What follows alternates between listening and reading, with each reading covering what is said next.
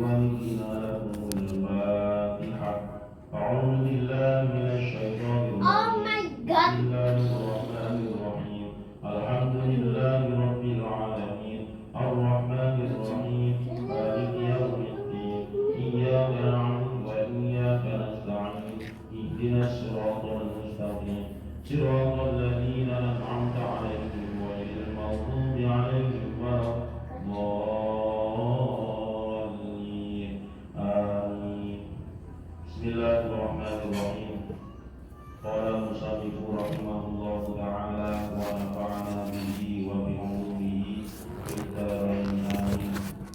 بسم الله الرحمن الرحيم. ومن ترك حب الدنيا muniha hubbal akhirati. Lanjutan dari makalah yang ketiga dari bab yang ke-8. Waman utawi sapane wong iku taroka lamun ninggal sapa man. Waman utawi sapane wong iku taroka lamun ninggal sapa man hubbad dunya ing seneng donya. Hubbad dunya ing seneng donya muniha mongko diparingi sapa man. Muniha mongko diparingi sapa man hubbal akhirati ing seneng akhirat. Hubbal akhirati ing seneng akhirat. Fa inna dunya mongko satemene donya wal akhirata lan akhirat. Fa inna dunya mongko satemene donya wal akhirata lan akhirat iku tolibatani nyuprih karone atau mencari karone. Wa matlubatani lan dicari karone. Wa matlubatani lan dicari karone. Fatalibul akhirati mongko utawi wong kang nyuprih akhirat. Fatalibul akhirati mongko utawi wong kang mencari akhirat. Iku tatlubu mencari hu ing iku tatlubu nyuprih atau mencari hu ing talibul akhirat apa ad-dunya dunya. Iku tatlubu nyuprih atau mencari hu ing talibul akhirat apa ad-dunya dunya. Hatta yastawfiya sehingga memenuhi sapa talibul akhirat. Hatta yastawfiya sehingga memenuhi sapa talibul akhirat rizqahu ing rizkine talibul akhirat. Rizqahu ing rizkine talibul akhirat. Wa talibud dunya utawi wong kang mencari donya. Wa talibud dunya utawi wong kang golek donya iku tatlubu nyuprih, iku tatlubu golek hu ing talibud dunya. Hu ing talibud dunya apa al akhiratu akhirat. Apa al akhiratu akhirat. Hatta yakhuda sehingga ngalap. Hatta yakhuda sehingga ngalap apa al mautu mati bi unukihi kelawan lehere talibud dunya. Hatta yakhuda sehingga ngalap apa al mautu mati atau pati bi unukihi kelawan lehere talibud dunya. Waman utawi sapane wong iku taroka ninggal sapa man al istighala ing sibuk. Al istighala ing sibuk bi uyubi ghairihi kelawan pira-pira cacat liyane. Bi uyubi ghairihi kelawan pira-pira cacate liyane wong. Bi uyubi ghairihi kelawan pira-pira cacate liyane wong. Muniha mongko diparingi sapa man. Muniha mongko diparingi sapa man al islaha ing bagusi. Al islaha ing memperbaiki bi uyubi nafsihi kelawan pira-pira cacate awake wong. bi'uyubi nafsihi kelawan piro-piro cacate awake wong. Ruya diriwayataken atau diceritakan apa annahu satamne Kanjeng Nabi Muhammad sallallahu alaihi wasallam iku kala dawuh sapa Kanjeng Nabi. Iku kala dawuh sapa Kanjeng Nabi sitatu asya'a utawi 6 pira-pira perkara. Sitatu asya'a utawi 6 pira-pira perkara tuh bitu. Iku tuh bitu ngelebur apa sitah. Iku tuh bitu ngelebur apa sitah. Ngelebur di sini maksudnya menghanguskan. Al-a'mala ing pira-pira amal. Al-a'mala ing pira-pira amal. Rupane al-istighalu bi'uyubil khalqi. Al-istighalu sibuk bi'uyubil khalqi kelawan pira-pira cacate makhluk. Rupane al-istighalu sibuk bi'uyubil khalqi kelawan pira-pira cacate makhluk wa qaswatul qalbi lan atose ati. Wa qaswatul qalbi lan atose ati wa hubbud dunya lan demen donya. Wa hubbud dunya lan demen donya wa qillatul haya'i lan setitike isin. Wa qillatul haya'i lan sedikitnya malu. Wa tulul amali lan dawane angen-angen. Wa tulul amali lan dawane angen-angen. Wa dzulmun lan nganiaya atau zalim layan tahi kang ora entek apa zalim. Layan tahi kang ora entek apa zalim. Rawa ngriwayataken hu ing hadis sapa Ad-Dailami yu Imam Dailami. Waman utawi sapane wong iku taroka lamun ninggal sapa man at-tajassusa. At-tajassusa ing niti-niti Allah. Niti-niti Allah itu artinya mencari-cari kejelekan. Fi kaifiyatillahi ing dalem pertikele Gusti Allah taala. Fi kaifiyatillahi ing dalem ya partikel itu apa yang diciptakan oleh Allah ini. Fi kaifiyatillahi ing dalem partikele Gusti Allah taala. Muniha moko diparingi sapa man al baro'ata ing kebebasan. Al baro'ata ing kebebasan minan nifaqi saking nifaq. Minan nifaqi saking nifaq. Nifaq maksudnya adalah munafik. Ayat tegese nifaqil i'tiqadi. Ayat tegese nifaqil i'tiqadi munafike akidah. Qauluhu utawi dawe sahabat rupane muniha bil bina'i iku bil bina'i kelawan bina lil majhuli maring bina majhul. Bimakna utiya kelawan makna utiya. Bimakna utiya kelawan makna utiya. Utiya artinya diparingi, diberi. Wa naibu fa'ilihi utawi naibu fa'ile lafate muniha. Wa naibu fa'ilihi utawi naibul fa'ile lafat muniha. Hiya utawi naibul fa'il huwa utawi naibul fa'il iku al maf'ulul awwalu maf'ul kang pertama. Iku al maf'ulul awwalu maf'ul kang pertama. Wa ma utawi barang ba'dahu kang ing dalem sakwise lafat muniha. Wa ma utawi barang ba'dahu kang ing dalem sakwise lafat muniha. Huwa utawi ma ba'dahu. Huwa utawi ma ba'dahu iku al maf'ulus tsani dadi maf'ul kang kedua. Iku al maf'ulus tsani dadi maf'ul yang kedua. Penjelasannya di akhir ini muniha bil bina'i lil majhul. Muniha itu kan kalau mabni maklumnya adalah manaha. Kemudian kalau fi'il madhi ketika di mabni majhulkan dzumma awwaluhu wa kusira ma qabla akhirih. Huruf pertamanya di dhammah, kemudian huruf sebelum akhir di kasrah. Kalau fi'il itu sudah menjadi fi'il mabni majhul, itu kan artinya fi'il yang pasif. Ya, pasif.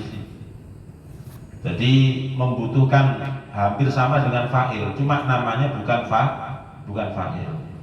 Kalau sudah mabni majhul, itu pelaku setelah fi'il tersebut disebut dengan naibul fa'il. Naib itu artinya pengganti, al-fa'il ya fa'il. Berarti naibul fa'il artinya pengganti fa'il. Lah muniha di situ binaknya adalah binak majhul. Bimakna utiya artinya adalah diberi. Makanya dari kemarin kan muniha mongko diparingi artinya sama dengan utiya. Wa naibu fa'ilihi huwal maf'ulul awwal. Jadi naibul fa'ilnya adalah maf'ul yang pertama. Jadi muniha al-baro'ata. Al-baro'ata ini disebut sebagai maf'ul. Disebut sebagai maf'ul. Wa ma ba'dahu huwa al-maf'ulus tsani. Jadi naibul fa'ilnya itu adalah muniha mongko diparingi sapa man. Dhamir sapa man itulah yang disebut dengan naibul fa'il. Lafaz setelah muniha itu pasti kedudukannya jadi maf'ul yang kedua. Jadi maf'ul yang kedua. Jadi naibul fa'il yang dhamir man tadi itu atau sapa wong itu kedudukannya menjadi dua tarkibnya. Yang pertama dia sebagai naibul fa'il, yang kedua dia juga merangkap sebagai maf'ul yang pertama. Nah, seperti muniha al-baro'ata ini, kalau misalnya dia dijadikan sebagai kalimat yang aktif, yang tidak pasif, atau dalam bahasa nahwu disebut dengan mabni ma'lum, mabni fa'il, nah gitu, mabni fa'il. Mabni majhul itu sama dengan mabni maf'ul. Kalau mabni ma'lum itu sama dengan mabni fa'il atau kalimat aktif. Itu fa'ilnya ya kelihatan asli. Jadi begini, manahallahu ta'ala al-baro'ata, nah gitu. Jadi manahallahu berubah, manahallahu manaha mongko maringi, atau manahahullahu juga bisa. Manaha maringi hu ing man sapa Allahu Gusti Allah al-baro'ata ing kebebasan. Itu jadinya. Nah, selanjutnya waman taraka hubbad dunya muniha hubbal akhirati. Barang siapa yang meninggalkan kesenangan duniawi, maka orang tersebut akan diberikan oleh Allah dengan yang namanya hubbal akhirah, hubbul akhirah, yaitu cinta akhirat. Cinta akhirat itu kita pahami dengan tetap ibadah di dunia ini adalah sebagai sebuah wasilah, sebagai sebuah tabungan untuk kehidupan masa depan, yaitu kehidupan akhirat.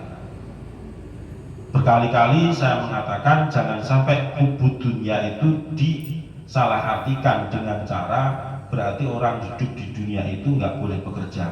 Bukan. Artinya adalah hubud dunia itu orang yang sudah tidak ada persiapan sama sekali untuk menyambut kehidupan masa depan, yaitu kehidupan akhirat. Makanya Allah berfirman, wa inna darul akhirata lahiyal hayawan. Hayawan itu jangan diartikan kewan.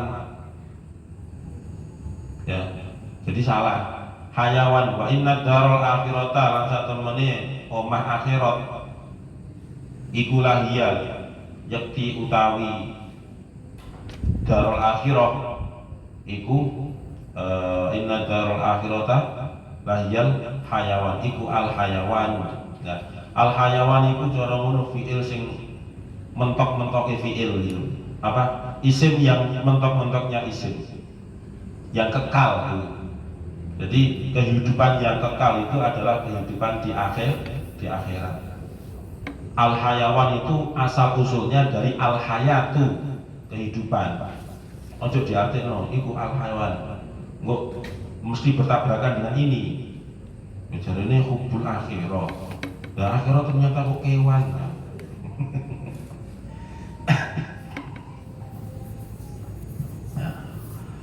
Makanya dalam melihat sesuatu itu kita membutuhkan beberapa bantuan kedisiplinan ilmu yang lain, disiplin ilmu yang lain.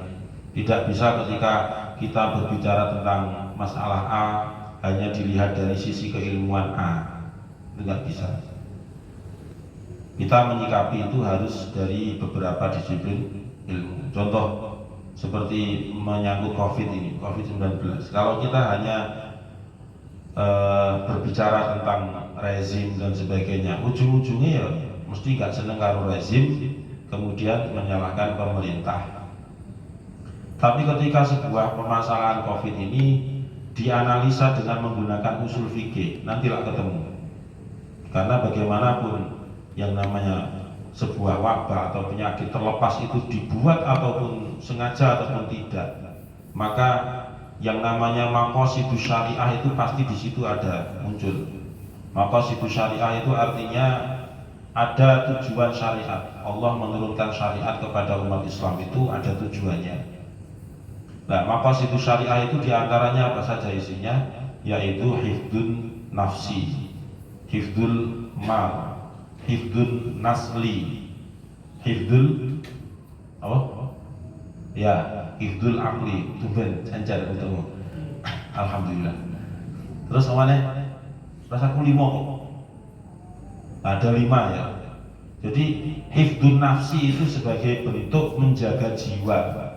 Ya, supaya jiwa kita itu tetap terjaga ya dengan cara prokes itu termasuk sebuah cara untuk hifdun nafsi. Belum nanti kita larikan ke dalil yang mukhtalaf muttafaq alaih, mukhtalaf fi. Ya, mukhtalaf fi itu dalil-dalil syar'i yang di situ memang terdapat perbedaan di antara kalangan ulama fikih, seperti syar'u man qablana, kemudian saddud dari'ah atau saddud daro'ih. Ada yang mengatakan kalau memunculkan saddud dari'ah berarti harus memunculkan fathud dari'ah. Terus ada maslahah mursalah. Ini jenis-jenis jajan ini tikri namanya ya. Ada jajan yang namanya maslahah mursalah, ada jajan lagi yang namanya saddud dari'ah. Nanti dicari yang di Shopee insyaallah ada.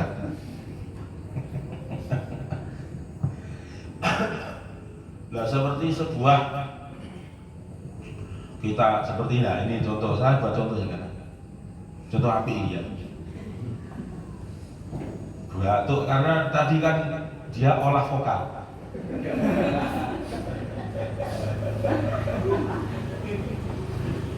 Olah vokal karena not nadanya terlalu tinggi. Ya, Z gak tanggung-tanggung, Z mayor mana? Z minor aja gampang-gampang. Z mau mayor, jeglek ya. Akhirnya terbawa sampai sholat itu batuk saja daripada ya, waqiah mau dikekno mikir ya batuk terus.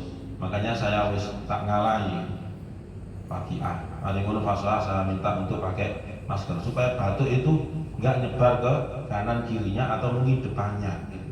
Dan itu sebagai bentuk dalil syar'i yang mukhtalafif yang disebut dengan saddud dari A.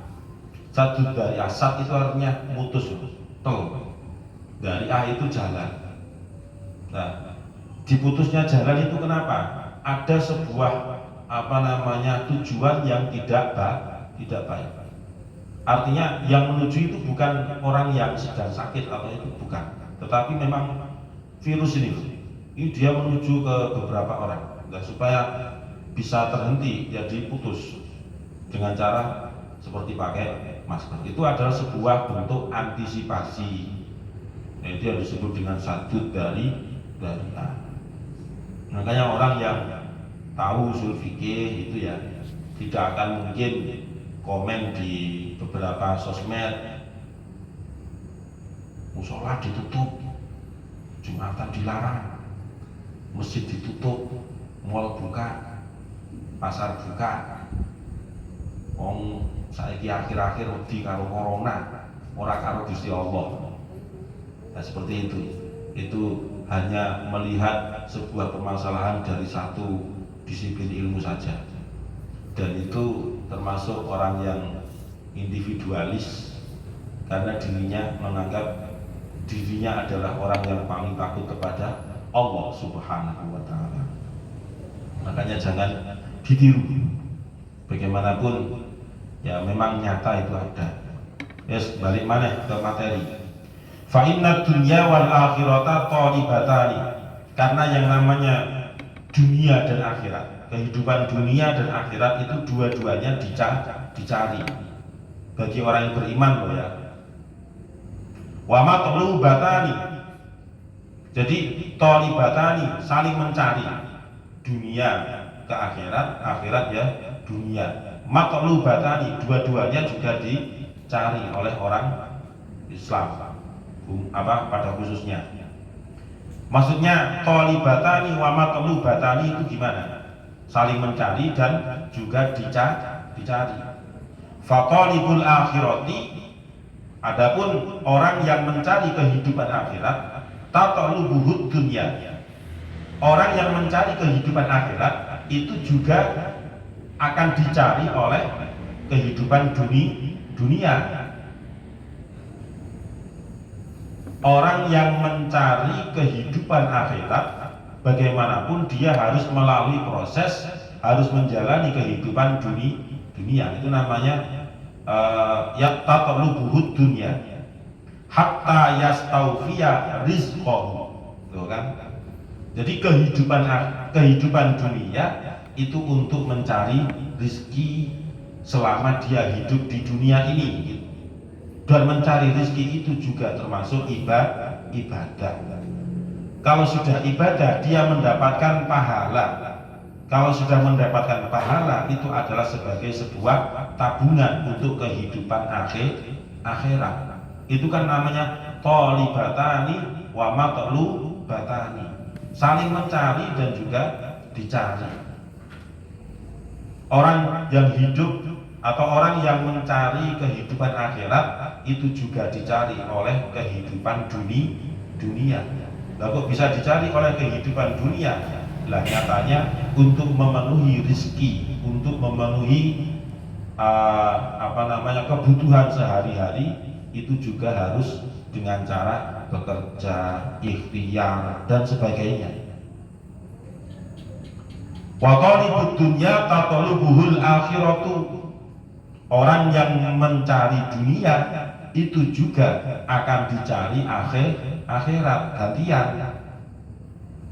Orang yang mencari dunia, orang yang mencari rizki, gampangannya gitu, berarti tatalubuhul akhirah, akan dicari oleh yang namanya kehidupan akhirat.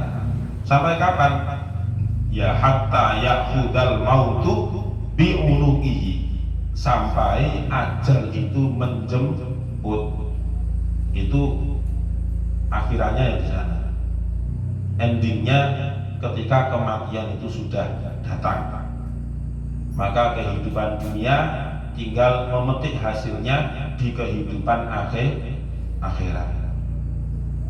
Jadi orang yang bisa meninggalkan cinta duniawi, makanya cinta duniawi saya jelaskan di awal tadi adalah orang yang bekerja tetapi sudah tidak menghiraukan ibadah kepada Allah, itu namanya ubudun ya.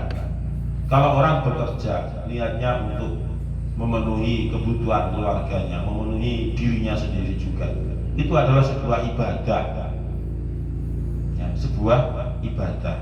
Itu namanya bukan hubud dunya, jangan salah arti, jangan salah persepsi. Wa man tarakal istighala bi uyubi ghairihi munihal islaha bi uyubi nafsihi. Selanjutnya, barang siapa yang bisa meninggalkan sibuk untuk mencari kesalahan orang lain, maka oleh Allah orang tersebut akan diberi yang namanya kebaikan untuk menutupi aibnya sendiri. Jadi barang siapa yang sibuk mencari aibnya orang lain, maka Allah akan memberikan orang tersebut dengan kebaikan al-islah, kebaikan berupa bisa menutupi aibnya sendiri. Hadis Rasulullah, sittatu asya'a tuhbitul a'mala, ada 6 hal yang bisa menghancurkan amal baik.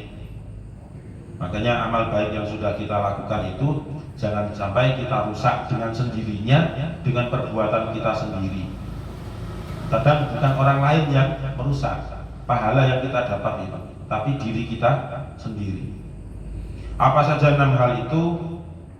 Al-istighalu bi uyubil khalqi. Yang pertama yaitu sibuk mencari kesalahan orang lain. Itu adalah sebuah amal yang tidak baik, yang bisa menghanguskan atau yang bisa melebur atau yang bisa menghapus amal baik yang sudah pernah kita lakukan. Di misalnya Sautik itu terus mencari-cari kesalahan temannya, ya walaupun seapik-apik apapun yang dinilai oleh Sautik itu mesti akan kelihatan jelek, mesti akan kelihatan jelek karena sudah terus dicari kesalahan. Makanya Gusmi itu pernah dawuh, lihatlah orang lain itu dengan kacamata apa ya? Dengan kacamata apa? Hakikat.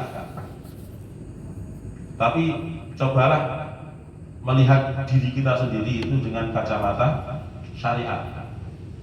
Gitu ya. Jadi ada syariat, ada hakikat, ada makrifat. Gusmi itu dawuhnya, kalau kita melihat orang lain, maka nilailah dengan kacamata hakikat. Ilmu hakikat itu kan susah.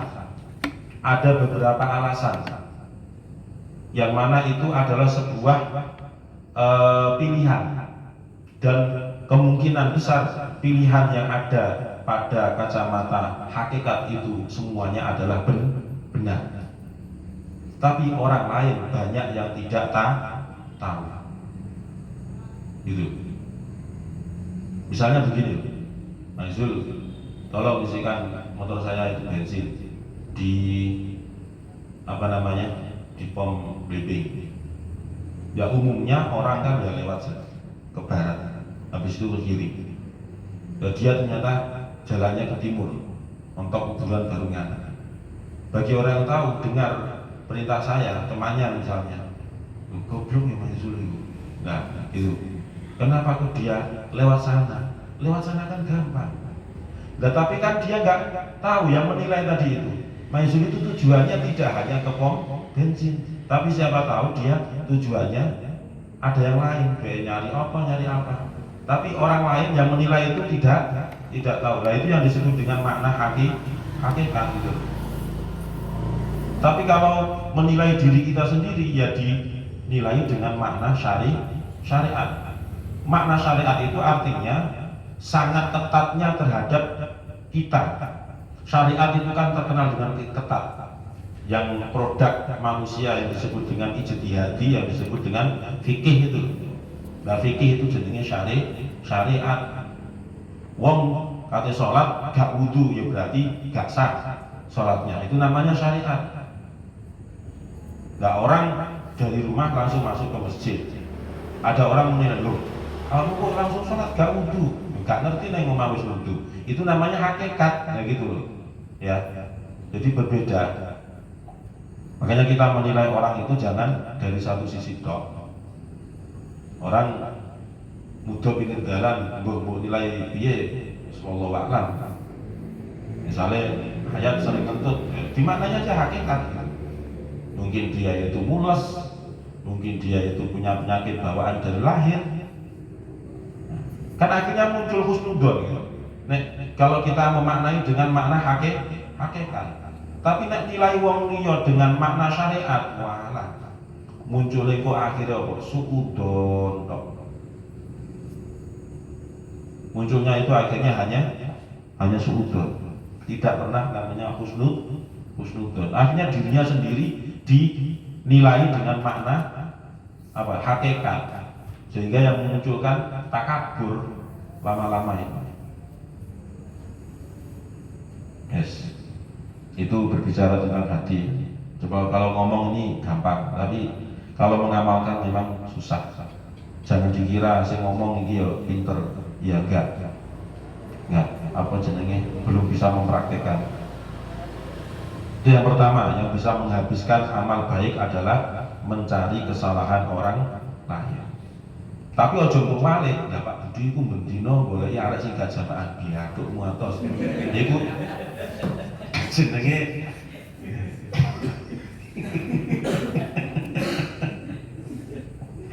iku peraturan pondok bro, itu peraturan syariat. Nek gak dikono ngono yo, situ gak sholat menan. Ono peraturan jelas ae. Ono sing gak jamaah, ono sing gak setol, apalagi gak dibuat peraturan. Yang kedua, waqaswatul qalbi, yaitu hati yang keras. Itu bisa menghancurkan amal baik yang sudah pernah diperbuat. Hati yang keras itu karena dulu pernah kita bahas di makalah-makalah sebelumnya itu, diantara karena apa? Ya sering makan makanan yang haram atau syubhat. Nah itu. Kemudian yang ketiga, waktu dunya. Sing santri-santri baru wis ampekan gede kabeh.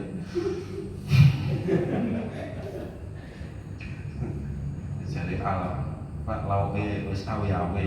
Sik.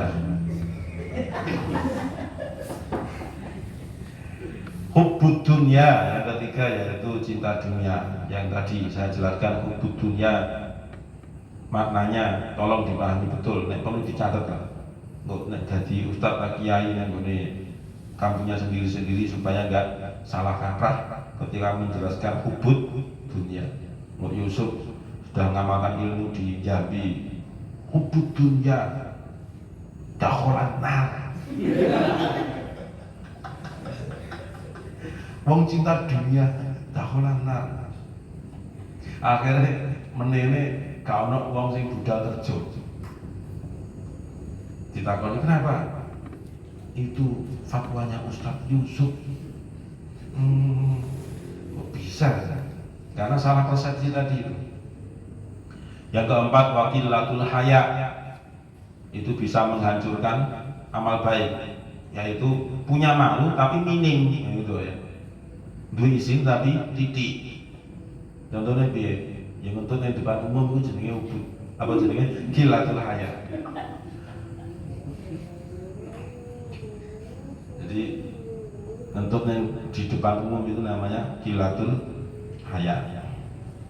Saliyane iku apa contohnya? Qillatul haya. Ya, gak setor tapi guyu-guyu. Lah itu namanya qillatul haya. Asli itu. Terus gak setor, guyu-guyu. Setor pisan maju buri dhewe. Ya itu qillatul haya. Jadi dengan mudahnya ya, qillatul haya atau apapun yang disebutkan tadi itu bisa menghancurkan amal baik. Jadi hati-hati. Terus yang kelima, turul amal, angen-angennya gede, nggak sesuai dengan kemampuan. artinya harapan kosong itu. Seperti yang dulu pernah saya ceritakan, orang nemu telur ayam di hutan, kemudian terus angen-angen duwe iki tak tetesno netes wake tuku mbek akhirnya mana wake tuku sapi wake kebu wake akhirnya kendaraan wake wah iki yo kendaraan wake mari ngono ngadeg lali dienggo gondok perkes angan-angannya ya sudah diperkes sendiri, itu hilang kan. Jadi turun amal itu juga termasuk menghancurkan amal baik. Contohnya Gaddafi punya cita-cita, nanti saya nikah dengan artis namanya Ari Tatum misalnya. Ari Tatum tak jak mulai neng siap, aku ngedekno pondok, Ari Tatum dadi bunyai hajat.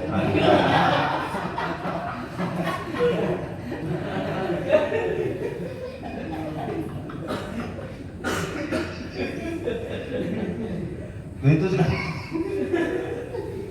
jenis turun amal, gak kesampaian. Kamu percaya? Misalnya temenmu nikah dengan Ari Tatum, enggak. Tapi bagaimana misalnya kedaden, itu jenisnya mukjizat.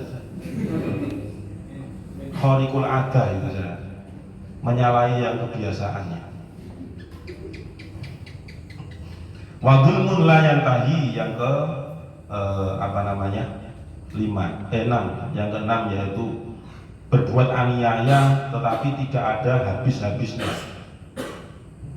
Jadi berbuat aniaya, dolim, tapi tidak ada habis-habisnya. Jadi mau misalnya cingkir atau gelas digawe asbak, bendino kayak ngono. Itu namanya dulmun la yantahi. Ya, dulmun layan tahi.